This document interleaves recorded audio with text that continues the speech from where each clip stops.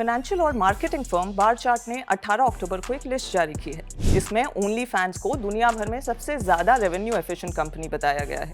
Revenue efficient माने वो company जो कम रिसोर्सेज और लेबर फोर्स के बावजूद सबसे ज़्यादा प्रॉफिट कमाती है। इस मामले में ओनली फैंस टॉप पर है। ओनली फैंस के पास केवल 42 एम्प्लॉयज़ हैं और वो प्रति एम्प्लॉयज़ $37.6 मिलियन कमा रही है। भारतीय करेंसी में करीब 330 करोड़ और साल भर की कमाई 11,440 करोड़। पिछले 5 सालों में ये इनकम बढ़ते जा रही है। लिस्ट में एनवीडिया, एप्पल और मेटा जैसी बड़ी टेक कंपनियां भी हैं जिन्हें ओनली फैंस ने पछाड़ दिया है।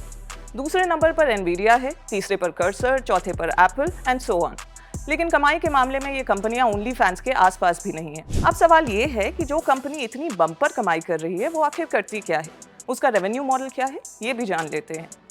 ओनली फैंस एक ऐसा प्लेटफॉर्म है जहां कंटेंट देखने के लिए सब्सक्रिप्शन लेना होता है। डॉलर्स में पेमेंट करिए और अपने पसंदीदा क्रिएटर का कंटेंट देखिए। इसमें फोटो, वीडियो, लाइव स्ट्रीम सब होगा।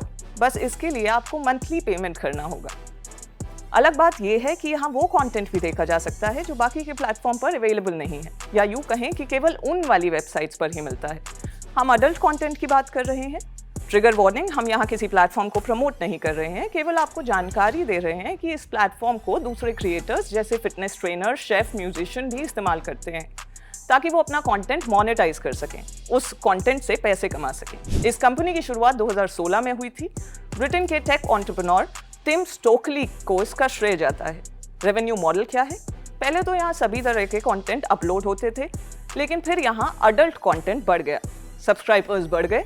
2023 तक 19 करोड़ सब्सक्राइबर हो गए। सब्सक्रिप्शन में कंपनी 20% का कट लेती है और ये सब्सक्रिप्शन कितने रुपए का होगा इसका फैसला खुद क्रिएटर करता है। ओनली फैंस का बिजनेस मॉडल कई बार विवादों में भी रहा, लेकिन आंकड़े साफ दिखाते हैं कि उसने कम रिसोर्सेज में सबसे ज़्यादा रिटर्न देने वाली कंपनियों में अपनी जगह पक्की कर ली है।